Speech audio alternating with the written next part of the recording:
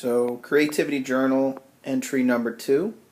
Today is Friday, July 19th. and a lot of my posts here, my journal entries here, are going to be kind of ones that I did in class. There are a few at the end that I did, but these were ones that I just really wanted to talk about because naturally in class we didn't have a chance to really talk about everything because it was such a condensed amount of information that we had to, move different things. And so this was our first one. It was the miracle question. And at first I really struggled with this, and I did it in my post of, what I took from this in-session thing. And sorry, my hands are shaking, so I'm going to switch to two hands. And finally this jazz music came on, and this feeling of kind of being relaxed and looking forward to something like that, of not necessarily leaving class on that Monday morning, but what feeling would kind of come from all the things that we've learned in class. And I just kind of got this sense of, kind of laid back, relaxed, a feeling of confidence. And I think that was the major thing I took out of it, was this feeling of confidence. And as you can see, there are these pillars here and here and here, and those are kind of the core values of creative counseling. And you're kind of stepping on each one of them, moving forward, getting a little bit more of a confidence in yourself. And I know I do this a lot, but at the bottom you could see these soft, cushiony things. So even if you fall in creative counseling, it's not as though it's this drastic end. I think it's important to make sure you take your time and be considerate in using creative counseling. But as you've mentioned, Dr. Crow, one day you could do writing, one day you can do coloring. It's just there's not this definitive answer. There's not an answer to every question, which is something I really like about counseling, because we allow the clients to make those connections. But I also said no rain, because when I feel like there's rain, I wouldn't have that feeling of confidence and feeling good and walking and relaxed. It would be very dreary. So I connected not only the environment around me, but my emotions, and then it all came from the music that we were listening to. So the next one here, it's really tough to see. I think you can see we did this with our first presenter on Friday, and she asked us to write where we felt the safest. And I was into listening. Naturally, you can see I was doing a little doodling there, thoughts in session. But I wrote my bed, and that little brown thing there is my dog, even though she's Brindle. But I tried to think for a few seconds of where was the one place that you felt comfortable. And I couldn't think of a better place to be safe than your bed, where, the idea of being warm and cozy, to cool on a summer day, to being able to be yourself, to figure out thoughts, to figure out yourself. I couldn't figure out a better environment, and that's why I did my bed, because, it's one of those places that is very special to you. Between the colors, between the sheets, between the blankets, it's a way for you to create or control a setting. You can even have down pillows, or 1,000, 15,000 thread sheets. So it's a very controlled environment. It's something where you can go and just feel at home, feel safe, feel good about yourself. So I really thought that was a great place for me to write about where I was safe. So I wanted to add that. This was something I just did as we went into the second part of our session on Friday. And as you can see, we started as one, and then we kind of went into 4 different sections. Not that we didn't come back as a group, but, there's the numbers, 1, 2, 3, 4. We did 4 groups. And in the beginning it was this 1, and then we went into a fourth or a quarter, or I drew a quarter, and I also drew a fourth of a pizza pie. So, I don't know, just something that I was doing in class, kind of how I felt about the session, where, we went out, we came in as 1, went into 4 groups, and then came back as 1. So it was, I really liked this way of teaching for the second session, because I know that you spoke to us about, our thoughts about it, and I really liked it, because in the group setting, sometimes I feel more comfortable in small groups. And your thoughts can get out, and you have the time to talk and discuss. And I think that's important, particularly in a group setting, to have the opportunity to have your voice heard. So I really thought that this was a great way to do that. This was the content thing that I spoke about in class, but I thought it was, we had to find our own little blurb or motivational quote, and it says, "I hope that in this year to come you make mistakes, because if you're making mistakes, then you are making new things. Trying new things, learning, living, pushing yourself, changing your world. You're doing things you've never done before, and more importantly, you're doing something. Don't freeze, don't stop, don't worry. That isn't good enough, or it isn't perfect. Whatever it is, art or love or work or family or life, whatever it is you're scared of doing, do it. Make your mistakes next year and forever." So what I really liked about this was, the changing the world aspect, and I believe very much in the person-centered approach to counseling, where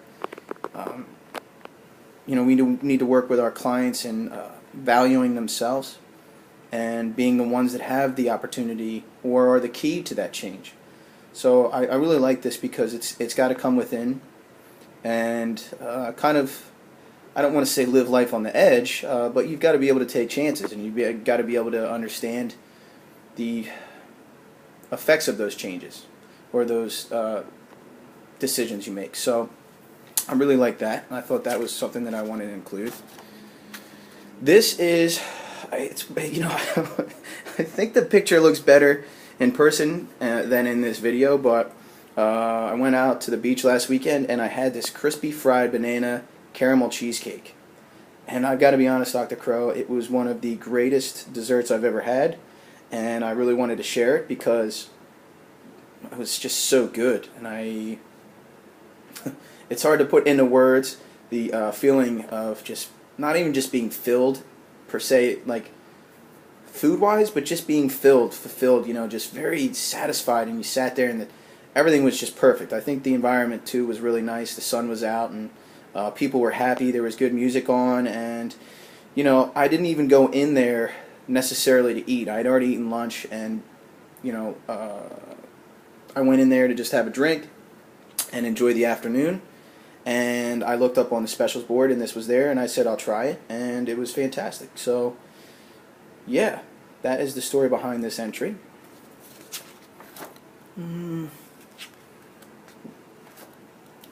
I attempted to try to make the map of school, and I have some footsteps, but I didn't finish it, so I didn't really want to go through that too much. So this activity was really cool. It was our second session, and we had to do the lines, and I thought, I didn't really speak too much in class about it, but I feel like it's easy for clients to choose colors. Again, because you associate certain colors with feelings.